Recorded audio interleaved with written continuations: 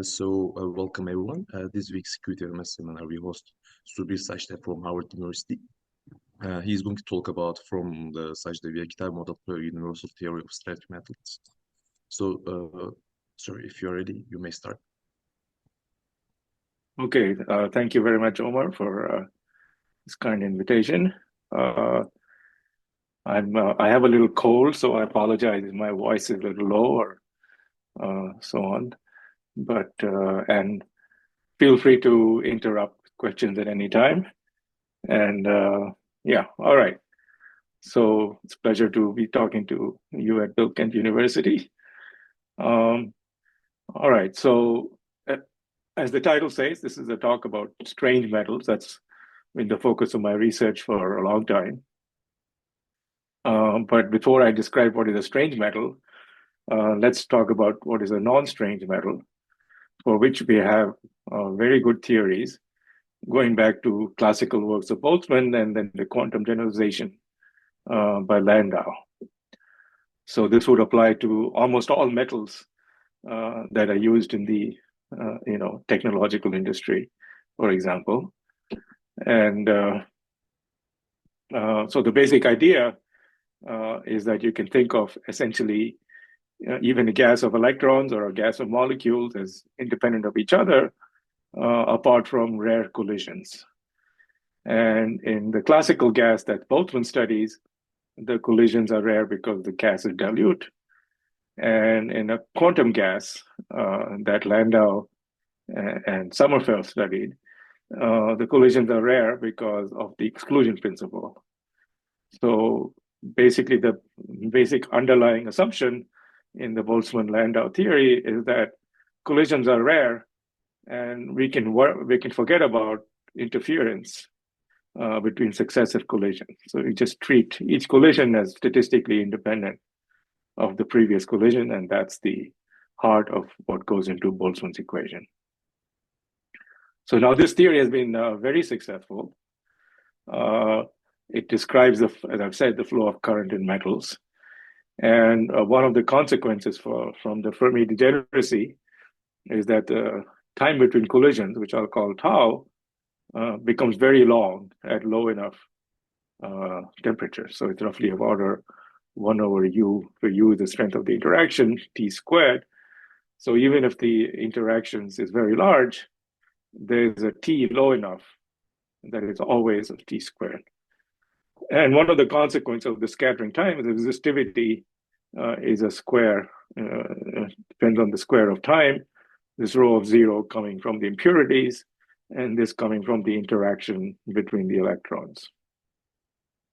So you can ask now, how strong do I have to make U for the collisions, for this feature to break down?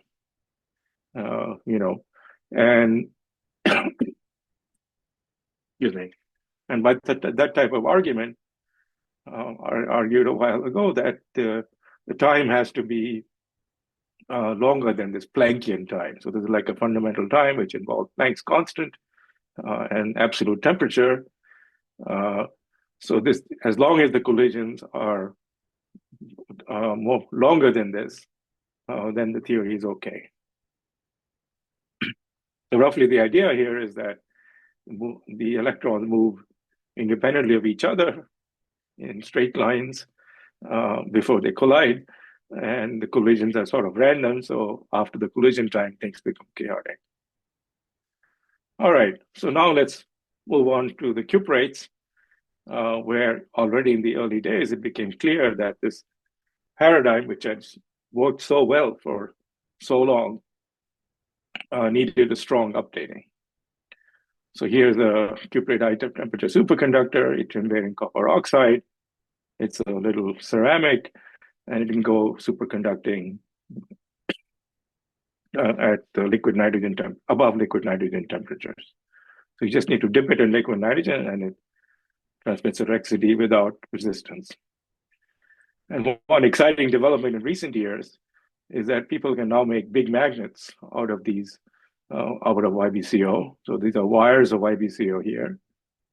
And this is being used in many companies, Commonwealth Fusion Systems being one of them, for plasma fusion to create high magnetic fields that can be used perhaps for a fusion energy machine. Well, this is from their website. It's a lot of promise, and let's see if it works out, but it's certainly very good reason to understand these materials better, and also to see if you can get even better superconductors in the future. Now, I mentioned that these were discovered in '87, but there's been, essentially many other candidates have come up in the intervening years, but this is still the champion of high DC and high ability to carry high magnetic fields.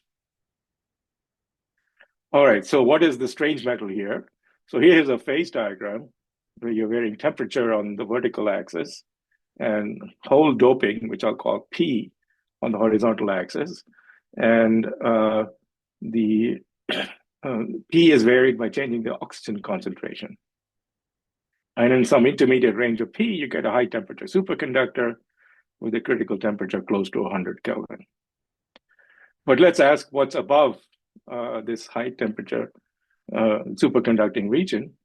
If you look in the region of larger P, you get a conventional metal, similar to copper or silver, which we call a Fermi liquid, in which the electrons don't feel each other apart from the exclusion principle, to leading order. But the strange metal actually appears in the most interesting regime. That's why we are so focused on it, where the critical temperature is the highest. That's where you get the strange metal. So there are many things strange about it. The most well-known is the fact that the resistance, rather than going as T squared, is a linear function of temperature. Here it's going superconducting with zero resistance built, but above that, it's a linear function of temperature over a very wide window. And it's been a long challenge to try and develop a theory of that. But for my purposes, the most fundamental property is not so much the resistance, but it's the scattering time, tau. So you can measure the scattering time by measuring the optical conductivity. You shine light on the sample, measure the reflectivity, light of frequency omega, and by doing some fitting, you can read off what the scattering time is and how it depends on the frequency of the incoming light. So what these plots show is that there's a remarkable universality, which is now people are calling Planckian dynamics, meaning that unlike anything that comes out of Boltzmann's theory, the time tau is independent of anything, any interaction strength. It's just this Planckian time. It's this lower bound that I had conjectured a while back based on some general arguments. And furthermore, the frequency and temperature scale with each other in some function f. So that's really quite amazing. And it's clear from these type of data, which have been around for a while, and this is the latest incarnation in this beautiful work by Dirk van der Merel's group. What's clear is that there's a tau, which is exactly at this Planckian bound, and it's independent of the interaction strength. And because it's at this bound, we know that the whole Boltzmann picture, the whole description of nearly independent particles has to break down.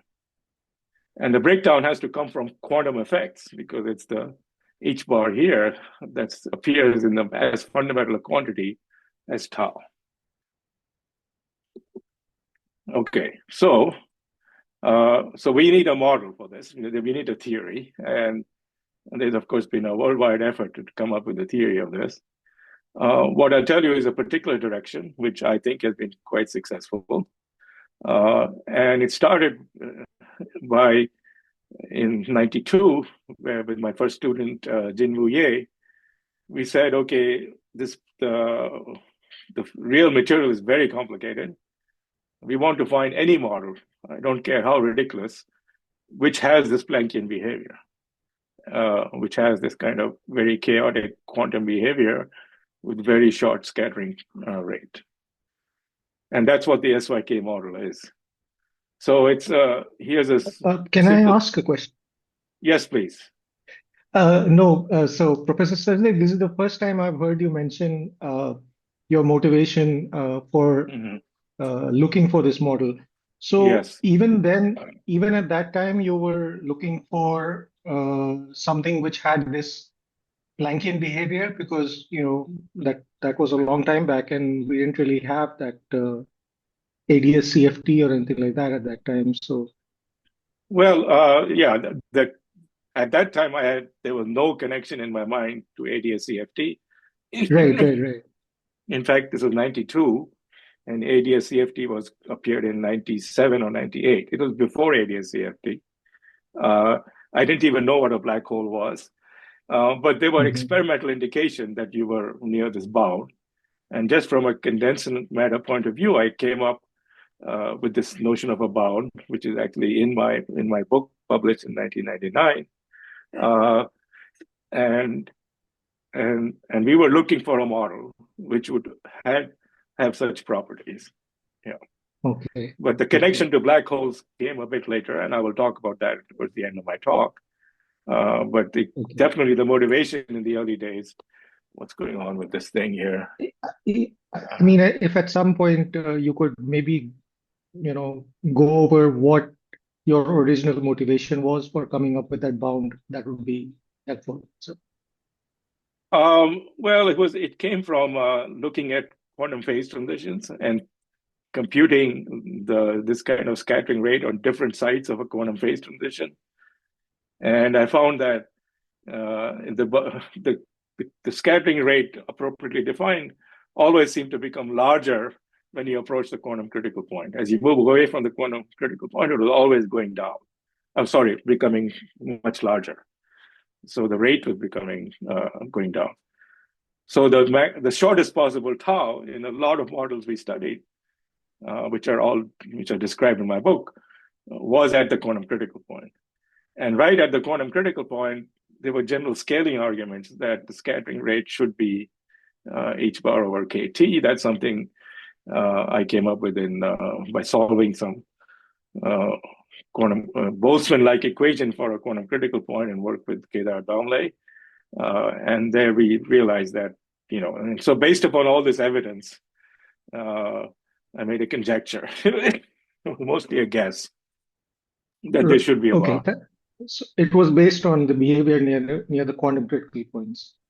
Correct. Okay, thanks a lot. Actually, can you see my face? Because I can't see yours. I don't know. But that's okay. We can see. Okay, great. So sorry, before going on further, in your formula, Fermi temperature is conspicuously absent. So didn't it alarm you at that point? Well, yes. So it did. I mean, that's another indication that Boltzmann theory cannot work, because the Fermi temperature and the strength of the interactions all appear in any calculation from Boltzmann theory. So it indicated some really strong breakdown of Boltzmann theory. And so just like, Boltzmann theory was based upon the free Fermi gas, we said, okay, there should be some analogous model at the opposite end, where Boltzmann theory completely break down, and it's simple enough that you can still solve it. And I would say that's the claim to fame of the SYK type models. It's simple. It's really the solvable models. It's the opposite of free Fermi gas. It's the other limit. So now you have to, of course, now put the Fermi surface back in. That's what we've been doing since 92 in a way. I mean, so we came up with this model and nobody believed it precisely because of what you were saying. It seemed not realistic. But I will, as I go on, say how it's become realistic in recent work. All right, so good. Shall I continue? All right, so here, let me just describe the model. You take a bunch of sites here. There's 19 sites, and you occupy some fraction of them with the fermion. I ignore the spin, and then you allow the fermions to move around. But very importantly, they're not allowed to move on their own. They always tunnel between any pair of sites with some amplitude u. So you pick any 4 sites, and then there's some amplitude u that's telling you how likely is that process to happen. Now, in general, any such model like this is extremely hard to solve for large n, but we showed that you could solve it if you made a simple assumption that these numbers are statistically independent of each other. That's really all it took. What happened to my, yeah. Oh, fine. Yeah, there we go. Okay. That these numbers are statistically independent of each other. All right, so these are all the different processes. And the important point is that there are these, you can think of these processes as some kind of collision events. But unlike Boltzmann equation, we do account for the interference between successive collisions. And so that leads to a state in which all the electrons are quantum entangled with each other. Whereas in Boltzmann theory, the entanglement is extremely limited, only like pairwise entanglement if you wish. But here they're all entangled because we account for the successive interference between successive collisions. Okay, so here's the model written out in simple form. These are electrons, alpha labels the sites, and these are just independent random numbers. In fact, the distribution of U also doesn't matter, but people generally work with Gaussian and with root mean square, U squared. All right, so it turns out that you can reduce the solution of this kind of model in the limit of large n to a set of Schwinger-Dyson's equations.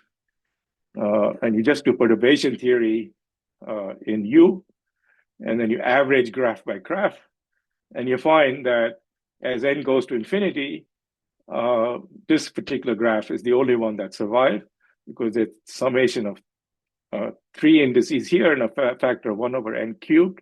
That factor is coming from this 1 over n to the 3/2, which has been cleverly chosen to give a reasonable limit. Whereas if you look any other graph, you find that there's a factor of n cubed, but only summation of 2 variables, and so it's down by n. But what you do need to include are, if you call this a melon, you have to include melons within melons within melons. There are also successive melons that have to be included. And that gives you this very simple set of equations that we wrote down in 93.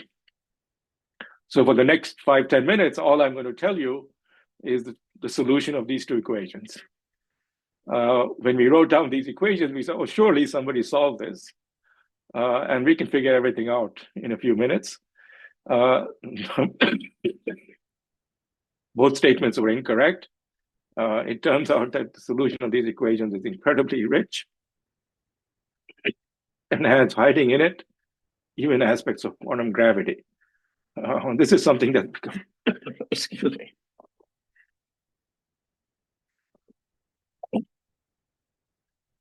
This is something that's become clear in more recent work. Anyway, in the long time limit and low temperature limit,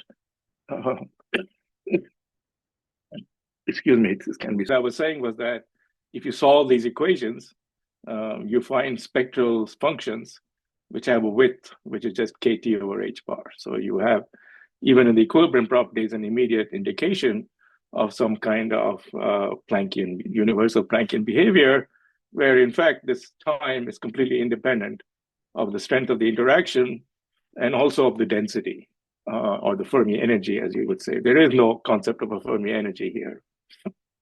I mean, there isn't even a conserved momentum. So, but anyway. Okay, so that's really what it is. It's a solvable model of multi-particle quantum entanglement.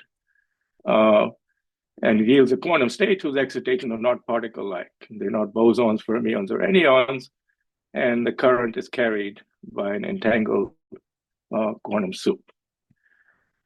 Okay, and as I've already said, a key consequence of the absence of particle-like excitation is that if you look at non-equilibrium properties, which we have done in recent years, you find that the time basically scale is h bar over kT.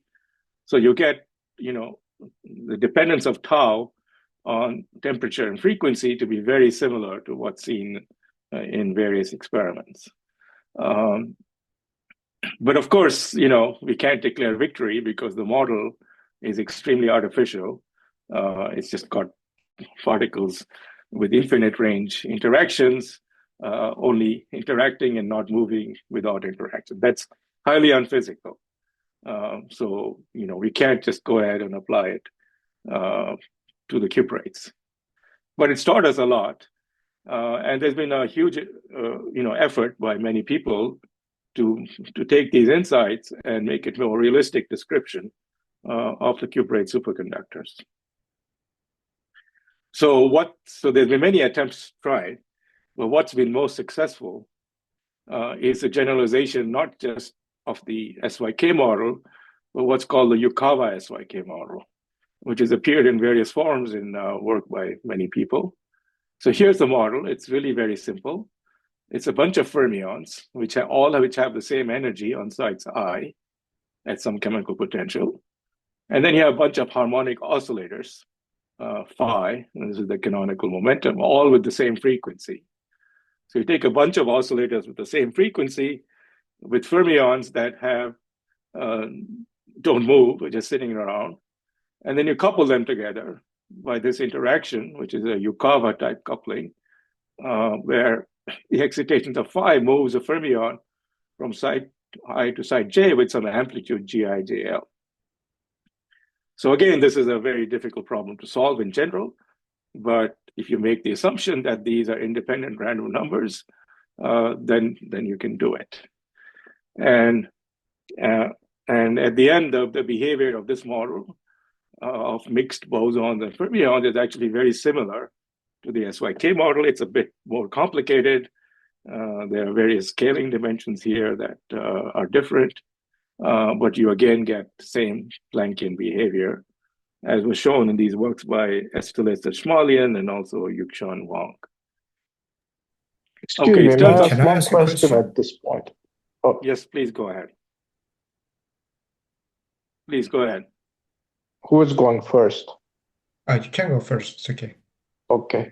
So, do you also solve mu self-consistently in these equations?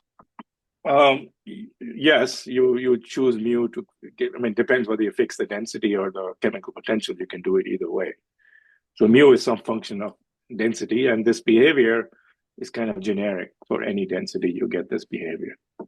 Because in Fermi liquids, we know we can solve mu as a function of T and density, and I wonder what type of relationship you get here if it's not a Fermi. That has to be determined. Yeah, that's not so easy to determine by analytic methods. You have to solve some equations. So if I go back a bit, let's see. So I just want to imagine if it's not a Fermi liquid type of thing, what kind of soup it is, so that mu depends on T and density. It's not easy to specify. There is some dependence of mu and density, which actually depends on the full solution. It's only determined numerically. This kind of solution is a low energy behavior, which you can determine analytically, which also for the Yukawa SYK model. But determining, there's one final thing. There's this constant theta here, and there's this relation here, which determines the density. So you have to solve this numerically because this is a short time, equal time correlation function, not a low frequency correlation function. So there's no Can I grant my thermodynamics machinery to get the, I don't know, heat capacity and all these properties of such a system? Absolutely. This whole system is in perfect thermal equilibrium. In fact, its basic property is that it's the fastest possible system to reach thermal equilibrium. It reaches thermal equilibrium in a time of order h bar over kT. So no system is this is the best champion of being in thermal equilibrium. It reaches equilibrium almost immediately. That's the feature because so the quantum entanglement actually, and that's the feature actually that becomes very important in the black hole connection, which I will mention in a few minutes. Okay. All right. I just wanted to ask, what's the continuum description of the Yukawa SYK model? There is no continuum description. It only has time in it. And these are the equations you have to solve. The continuum description of the long time description, if you wish, are these power laws here. G of omega has some power law, D of omega has a power law, and this delta you can determine exactly by this equation here. Okay. So you can read these papers to see that. So it's starting to look like a conformal field theory because the low energy behavior has straightened some sort of power laws. So it's something like a conformal quantum mechanics. Something like that, but now we know it isn't perfectly because there are corrections that are not fully conformal, which are extremely important. I see. That's where Thanks. it's really the dual is the Schwarzian, which is something we know about today. But at this order, at n equals infinity, it essentially looks like conformal quantum mechanics. But at higher order, there are corrections which break conformal invariance. And these are essential to understand the application to black holes.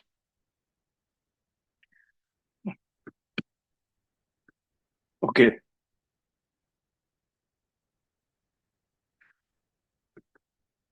All right, so now let's try to get to something real.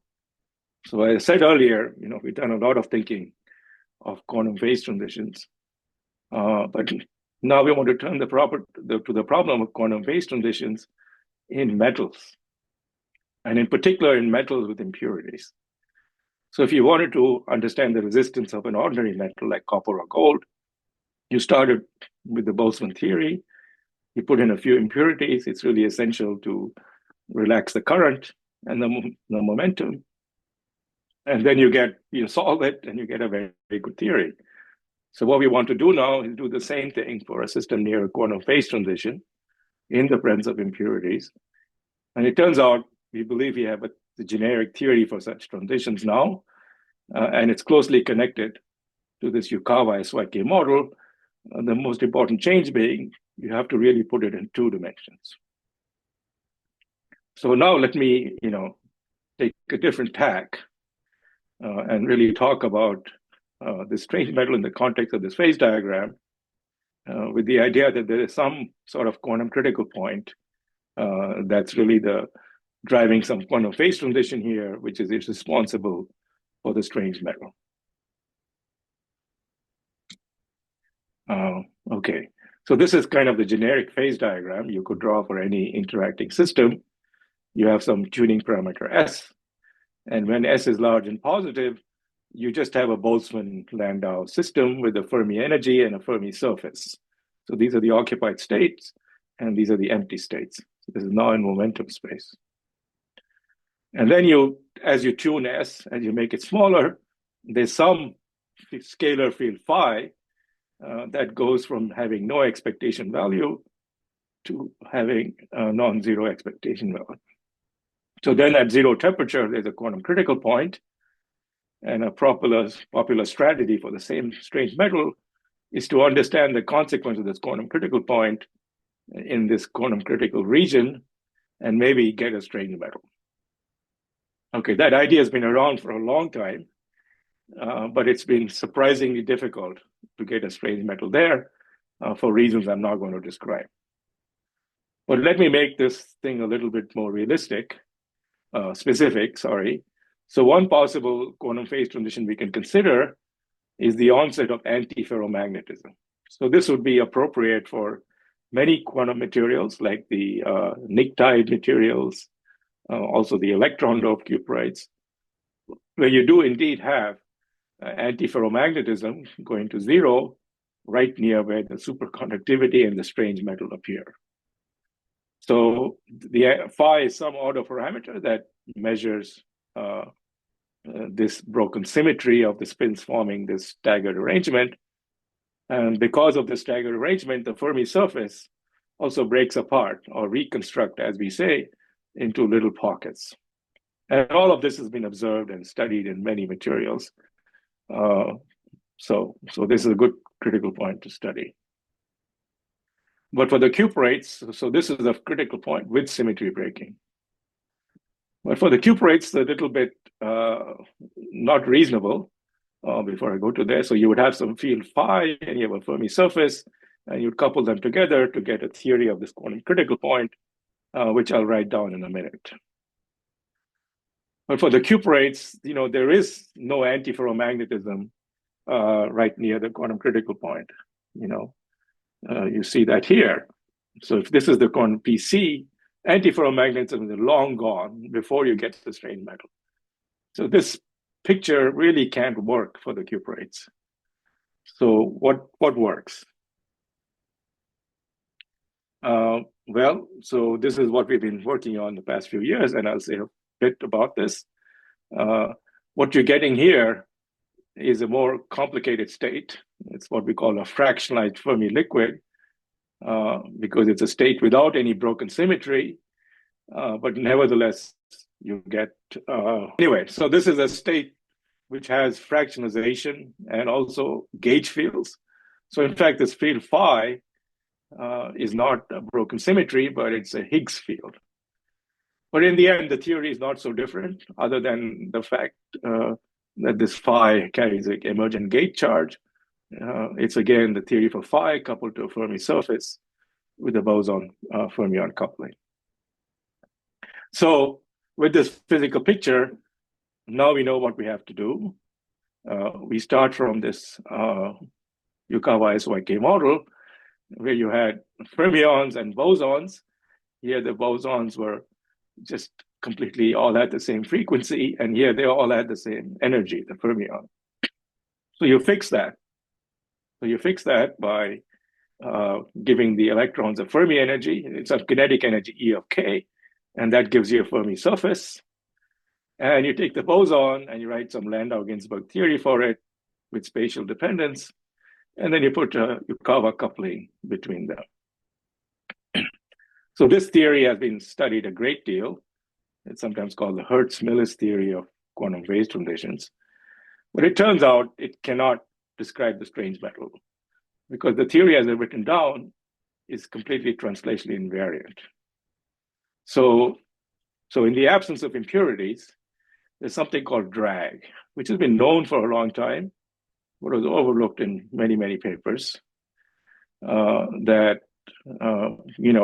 because the theory is translation invariant, it has a conserved energy momentum tensor, and there's an emergent conserved total momentum at low energies. So even if the fermions scatter very strongly off the phi, that itself by itself does not lead to any resistance, because the phi will eventually give back some of that momentum back to the psi.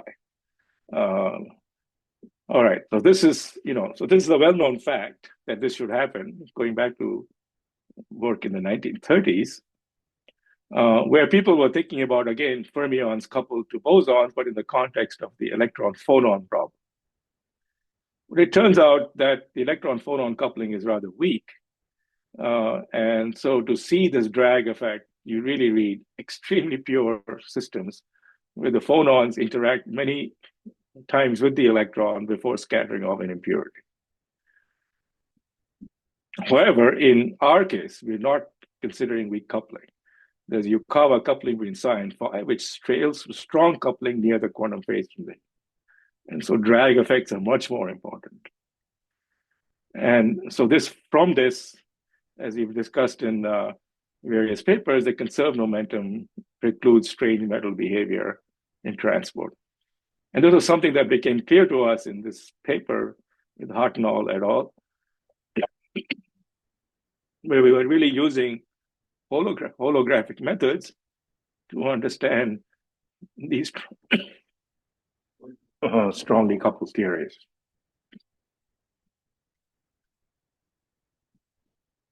So we have to put in impurities and relax the momentum. So the most important Excuse me, is so do sample boundaries play any role in this consideration? They would if you had really clean samples. So in ultra pure metals, when there's drag, in fact, it is true that the resistance is determined by the sample boundaries. But in the case we're interested in here, for strange metals, the scattering is so strong that the sample boundaries are not as important. So in very clean systems, sample boundaries are important. And that's where you have this Gauge regime of transport.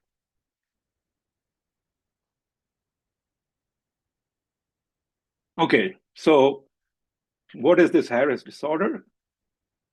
It's spatial disorder in the tuning parameter across the quantum phase transition. So what this means is that I'm tuning this coupling G to go from one side of the transition to the other, but the local value of G is spatially random. And you can also put in a spatially random potential V. So this is the model you have to solve. And so what we did in this paper a few years back is to solve this model by the same techniques that we used to solve the Yukawa-SYK model. You put in some extra flavor indices, and you average over the disorder, and you get these equations that you now have to solve. We can take a break if you again. Anyway, so you get these equations, which are very similar to equations we saw before for the Yukawa-SYK model, which were these equations. Over here, there's an equation for the electron Green's function and the boson Green's function, and the self-energy is some polynomial in those Green's functions. Here, what happens is that you also have a momentum to worry about, and equivalently a position. And so the equation is a bit more complicated. They've got these terms coming from the impurities, and there's also dependence on momentum and frequency. So they're a little harder to solve. Short question, please. Yeah, go ahead, please. Even if I started with long-range Coulomb interaction, wouldn't this polarization bubble convert it to a Yukawa screen potential? Yeah, so the long-range Coulomb interaction doesn't play much of a role. It just renormalizes the electron dispersion. We're looking at the effect of the scalar field phi, which is driving a quantum phase transition. The long-range part of the Coulomb interaction we assumed is screened by the presence of the Fermi surface. All right. Yeah. Anyway, so we've learned a lot on how to solve the equations. So I'll just skip ahead and show you the theory and compare it to experiment. So there's a theory down here, that's experiment. We get, again, this kind of this Planckian behavior coming out of the system, but now in two spatial dimensions, where the crucial thing is to get this behavior and transport properties is to have spatial randomness in the coupling. That's the main point of this paper. Okay. So, so that's the story I have to tell for the cuprates, where we started from this toy model, which was just a model of non-quasiparticle, non-Boltzmann dynamics. And then by thinking more carefully about quantum phase transitions that might occur, we found that a wide class of quantum phase transitions, where you had either a scalar field or a Higgs field, that near the quantum phase transition, you got precisely this behavior that's observed. So this is kind of like a universal characteristic of any metal in two dimensions, which has a quantum phase transition and then has some disorder, which is really pretty wide class of materials and encompasses essentially all of the strange metals that have been observed. But now I want so I have about 15 minutes. I want to say a few more things about the cuprates, and then I will turn to black holes to complete the whole story. So as I mentioned earlier, for the cuprates, we have a more exotic phase transition. It goes from a Fermi liquid to some exotic phase that was this sitting over here. So let me try to describe that phase in some simple pictures. So to understand that, I want to first go back to this region here. What is this AF insulator? So that happens at P equals 0, where we focus on a single layer of copper atoms on a square lattice. And it turns out that at p equals 0, there's exactly one electron on each copper atom that's unpaired. And these unpaired electrons form this checkerboard structure. This is what an antiferromagnet is. So this is what describes this point. And now we want to take this antiferromagnet and say something about this exotic state that appears here. So that by doping P. So here's the antiferromagnet that you observe. And in the very early days of the cuprates, Phil Anderson made an important suggestion that the relevant state you should think about when you dope the system is not the antiferromagnet, but something he called a resonating valence bond state. So it's a state where the spins form spin singlets. The electrons don't really move around, but you get this massively entangled state where you've got really an infinite number of such configurations of spins in a coherent superposition. So this is the resonating valence bond state. When we understand it today as the simplest example of a state that has long-range quantum entanglement. So how does this long-range quantum entanglement manifest itself? How can we detect it in experiments? Well, it's manifested by the existence of anyons. An anyon, in this definition, is any particle, any excitation which cannot be created by a local operation. So give me the simplest example. Suppose I hit this singlet bond and I break the spins apart. Now these two spins are really not tied to each other in this state, and the other spin can run off to infinity. So now I have this spin moving on its own, carrying spin but no charge because no electron is actually moving.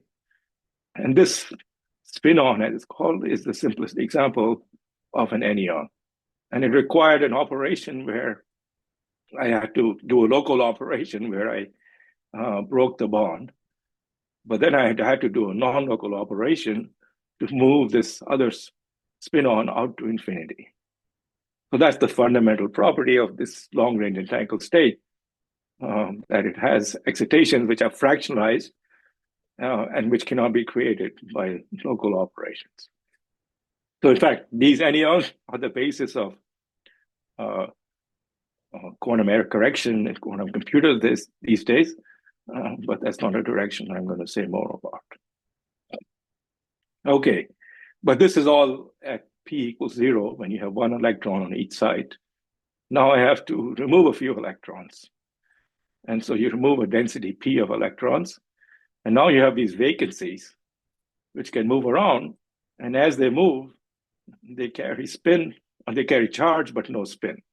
So this is another anyon, sometimes called a holon. And so the early ideas was maybe this region before the strange metal is a gas of these holons. It turns out that doesn't work either, although many attempts were made. But what does work is the state we call fractionized Fermi liquid. So here's how I construct it. So imagine I have this holon moving around, but for some reason, I get a few spin-ons hanging around. Now, each spin-on will cost me some energy, which you call J, to create it. But what can happen is that the holon and spin-ons can bind it to each other and create this green object, which is a bound state. And you see that involves this spin to hop back and forth. And so that gains you an energy, T, where T is the hopping matrix element. Now, in any realistic system, T is much bigger than J. So you expect these bound states to form of these green objects. And that's really what the state is in the cuprates. It's a Fermi gas of these holon spin-on bound states. That was our proposal. And so these green objects move around, and you get this Fermi gas. So how would you detect it? Well, the usual way to detect things is by measuring the Fermi surface. We're not in the strange metal, remember? We are away from it here. And if you have an ordinary metal, there's a very deep result called the Luttinger theorem, which says that the area enclosed by the Fermi surface is just given by the density. So if you were to apply Luttinger's theorem to this configuration, you have to count all the electrons. And the density of all the electrons is 1 minus p. Now, since you can put 2 electrons on each side, spin up and spin down, the density of holes is 1 plus p. And so the area of the Fermi surface will be 1 plus p over 2, 2 being the fact that at each momentum, you can have both spin up and down. Okay, that's what you get in FL. What you get in FL star? Well, in FL star, not all the electrons are not moving around. They're just resonating. Only these green objects are carrying charge and spin and moving around. What's the density of these green objects? The density is P. So it turns out that when you do the calculation, they form 4 small pockets. And the area, so there's a factor of 4 from the pockets, factor of 2 from spin, just like this, factor of 2. So the area of this object should be P over 8. So that's a highly non-trivial consequence of this many-body entangled state, that the area of the Fermi surface is P over 8. And in fact, this P over 8 was something we wrote down in 2007, and is very different from the state you would get by just starting with an antiferromagnet. There, the area is a factor of 2 larger. So today, this is understood by some anomaly arguments, that this state FL star satisfies a Lipschitz-Magneto-Ishikawa anomaly by the sum of a Fermi surface anomaly and also anomaly coming from the background spin liquid. Anyway, so that's a very quick summary of the theory of this phase. And once you have this new phase,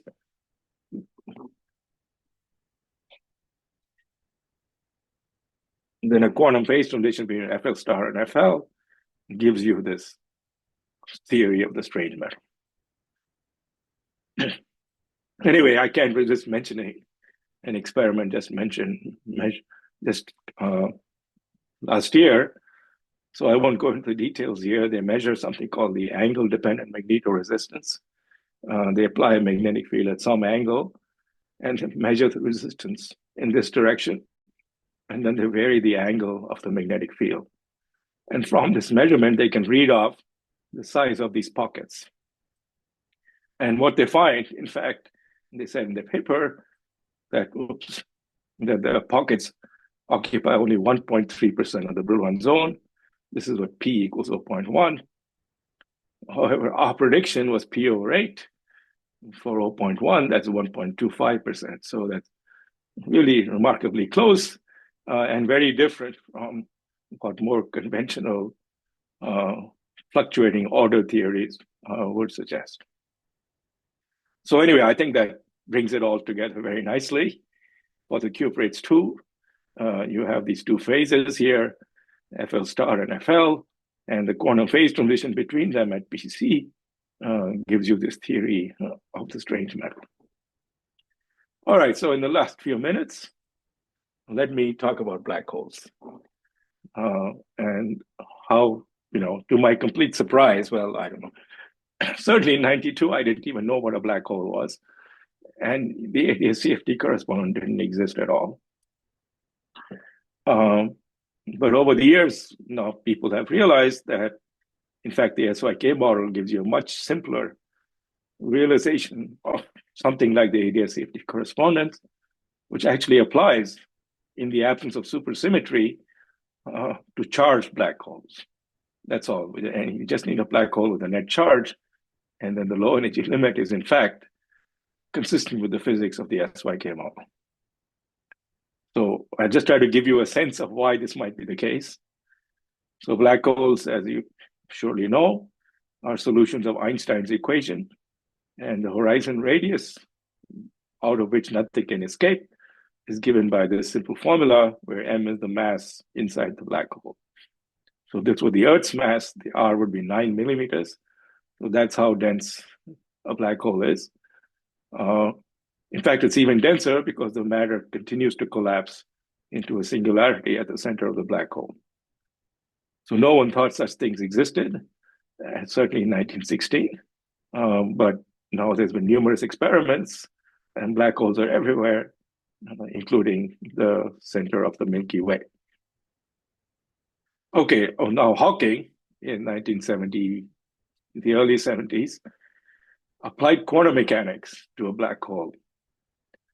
And he applied quantum mechanics to this EPR pair of, this is one way to talk about his argument. So there's entanglement between the inside and outside of a black hole by these EPR pairs. And so if you're outside a black hole and you only see the part of this EPR pair that's outside, you don't know what's going on inside. So effectively, this bit that you see is random. And so to an outside observer, it looks as if there's a lot of randomness on the surface of a black hole. And from this type of argument, Hawking showed there has to be an entropy, which is proportional to the area of the black hole horizon. And that's understood because it has to do with entanglement across the horizon, and that's why it's proportional to the area. Okay, so this is the picture that most people used in the early days. But why would there be any connection to the SYK model? Well, this was something I noticed in 2010. Now, black holes, however, also have Planckian dynamics, provided you think about it the right way. Now, black holes are, anything that's observed are just classical objects. And you imagine the merger of two black holes. Eventually, these two black holes will merge into a single sphere, and that sphere will oscillate before becoming just a perfect sphere and come to rest. So that state at rest is at thermal equilibrium, and you ask for the time it takes to ring down to a perfect sphere. So this time was computed in 1970, and it's a purely classical time, so it doesn't involve H bar. But if you use Hawking's formula for the Hawking's temperature, then this ring down time is precisely Planckian. You plug this TH here, the H bar cancels, and you get Vishveshwar as a result. But if you interpret this ring down as coming from some quantum system, then that quantum system better have Planckian dynamics. It better have this H bar over KT relaxation time. So that's a very strong constraint on the type of quantum systems that can provide a description of the quantum mechanics across the black hole horizon. So in fact, a much better picture is the SYK model itself, that really the entanglement on the black hole horizon is not pairwise. It's much more complicated. It has to be entanglement that gives you the Planckian dynamics, and therefore the SYK model is a possible candidate. Anyway, so this was something I was thinking about in 2010. And these were the words in my paper. There were many other things that matched. And I stated that, certain mean field gapless spin liquids, what are now called the SYK model, states of matter at non-zero density, realizing the near horizon physics of charged black holes. Okay, so that was a bit of a guess, but based on a lot of evidence, I was pretty convinced it was right. But for 5 years, nobody paid any attention to this.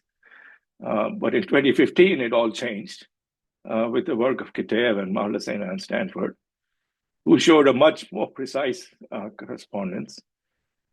They showed that the quantum version of Einstein and Maxwell's equation in the zeta space and time, zeta is the radial direction of a charged black hole, are the same as equations of the SYK model.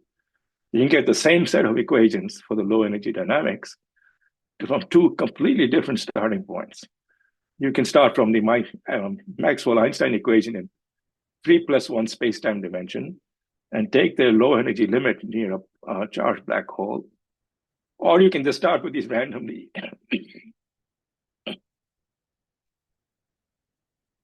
entangled electrons, and you get the same equations. So this is both methods are described in some detail in this review of modern physics articles that we wrote. Okay, so what has this brought us? Well, it brought many things, but one of the most striking is we finally have an expression for the density of states of a non-supersymmetric black hole. And it's very different from the supersymmetric case. So if I look at the density of low energy state, this is the Bekenstein-Hawking formula. The density of states is exponential of the entropy.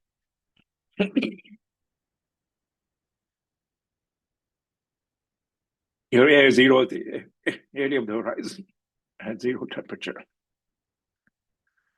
But now you want to go to finite temperature, any black hole at a finite temperature, and you get this density of states given by this formula, which is square root of energy, sinh of the square root of energy. And this is also the behavior for the SYK model. And you can derive it in different ways and all give you the same kind of universal result. So this new result on the density of states, the leading correction to the Bekenstein-Hawking formula, only appeared in the last 5-10 years. And it came directly from the insights that people gained from studying the SYK model. Okay, I'm done. Excuse me. So to recap, the SYK model describes multi-particle quantum entanglement resulting in the loss of identity of the particles. In one set of variables, it led to some understanding, I believe, of the strained metal properties of not just the high temperature superconductors, but many other materials. And in a dual set of variables, amazingly, it maps to a theory of quantum gravity, which describes the horizon and the interior of charged black holes at low energies. Okay, thank you very much. Okay, thank you for the great talk and the effort, sir. So I hope you get Sorry. well and recover soon. No, actually, there is no point for being sorry. So according to actually your availability, we may have a couple of questions. Yeah, please go ahead. Wait, can I have one Arthur? short question, please? Yeah, I'll just answer slowly, but I have plenty of Yeah, time. sure, So sure. go ahead. First of all, thanks for the nice talk. I'm curious, so you were talking about the impurities. Under this, correspondence between SYK and black holes, what would they correspond to in the gravitational side, the impurities? Well, okay. So certainly the SYK model is a random model, and we should want to just view the randomness as just a technical tool that allows you to solve it.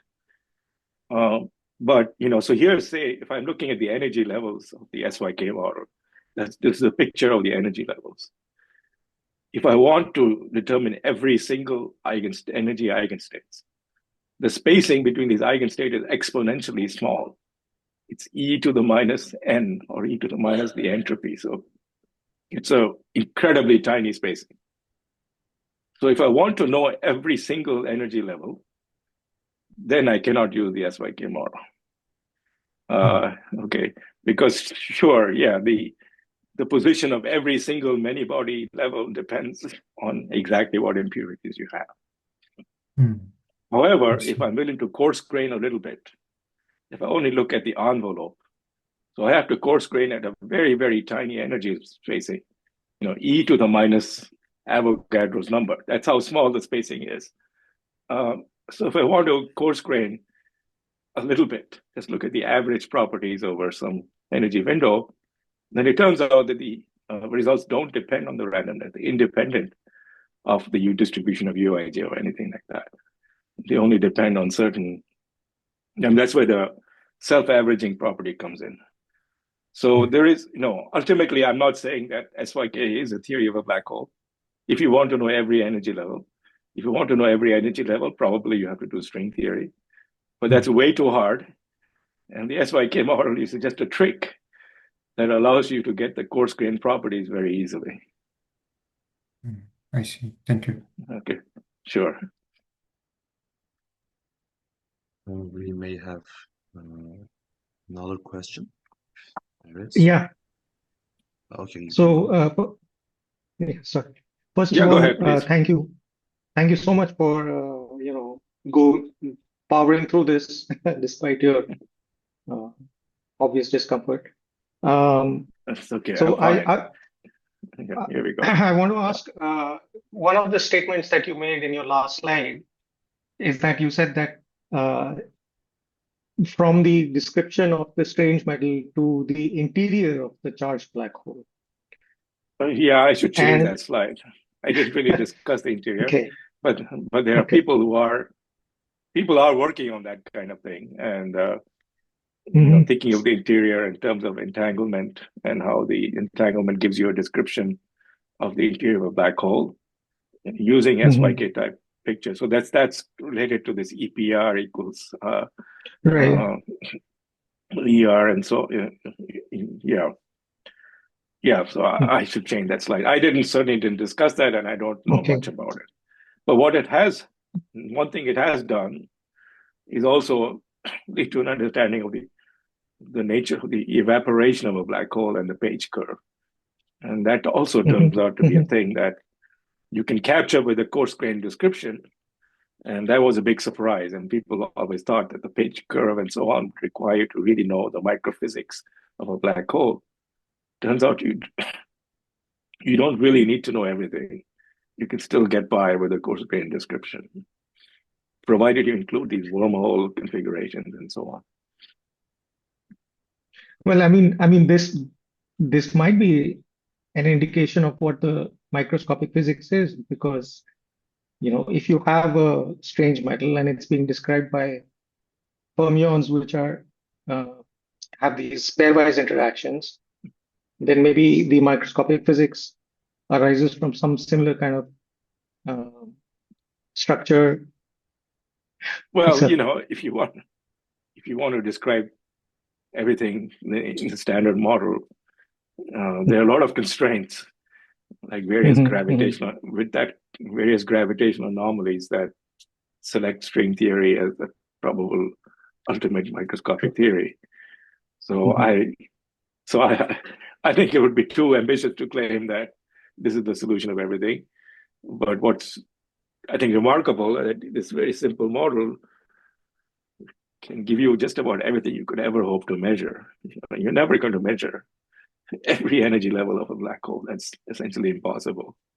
But so if you're satisfied with a little bit of coarse graining, then you don't need string theory.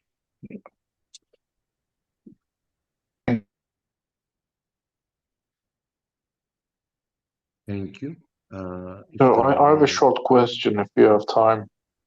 Sure, okay. I have plenty of time. Excellent. So so only thing that's missing in my mind is why do we go to this quantum criticality? So is the system itself driving itself into a quantum critical point, or aren't there Are you any talking about? competing? Are I'm you purely talking? interested in an experimental system. Let's say, okay, a cuprate. And are there any competing phases to the strange metal phase? Well, as the diagram shows, when I go back. Okay, maybe I haven't formulated it properly, but This kind of is it an engineered criticality, or somehow the system always flows to this critical point? Is probably my question. Okay, those are great questions. So this kind of linear T behavior is seen in this regime over here, in this Right. in this fan-like regime. So the point is that even in the theory, although at very low temperature, it's a very special point, you see this kind of quantum criticality applying for a fan-like over a fan-like regime. So no, you don't really have to tune it. You could be anywhere in here to get the same basic behavior. Then in the presence of disorder, there's also something called Griffith singularities, which I have not talked about. And that gives you, even at low temperature, a wide region where you see essentially critical behavior from fluctuations in the position of the quantum critical point. That's also something we worked a lot on, but not something I talked about. I mean, but it is a fact that in many, many materials, this is exactly what you see. If you look at the logarithmic derivative of the resistivity, I don't have a plot here of some data, you see that the linearity of behavior is predominantly in this fan-like region. And then you also see what's sometimes called a foot, which we believe is due to disorder effects, which I haven't talked about. Okay, so slight reformulation of my original question. Say I have an ordinary Fermi liquid with interaction. What ingredient do I need to add into it to get the strange metals? For example, I know for a fact that if you increase interaction parameter Rs, especially in lower dimensional system, quasi-particle weight is quickly suppressed. So maybe this is an indication that if I add some set of pathological diagrams, I might push it to zero. Is there any chance that I can take a Coulomb interacting fermion gas and, of course, not adiabatically, but I kind of add some minimal set of ingredients or push a parameter like Rs and create a strange metal? It is possible. Well, if you do the, I presume you think of the continuum, the Wigner crystal transition, that's strongly first order. That's strongly first order. So you need a nearly second order quantum phase transition. And it could be either with any sort of symmetry breaking, spin density wave, charge density wave, or it could be this kind of spin liquid state, which is a bit more exotic. Here's a state with anyons, and here's a state without anyons. And in between them, there's again a strange metal, which is given by essentially the same theory. So, I mean, that's the reason we call it, you just need any metallic system which is undergoing a nearly continuous quantum phase transition, and you need a bit of inhomogeneity. I see. That's all you need. Now, there's there are all these experiments on Wigner crystal in 2D materials now, these twisted TMDs and so on. Some of them to strange metal and some don't. But I think that's still ongoing work. But it does seem like even there that the more disordered systems are the ones that show strange metal behavior near sort of a quantum phase transition.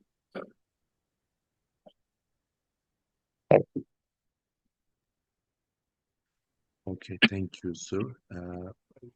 We may finish the recording if there are no other questions.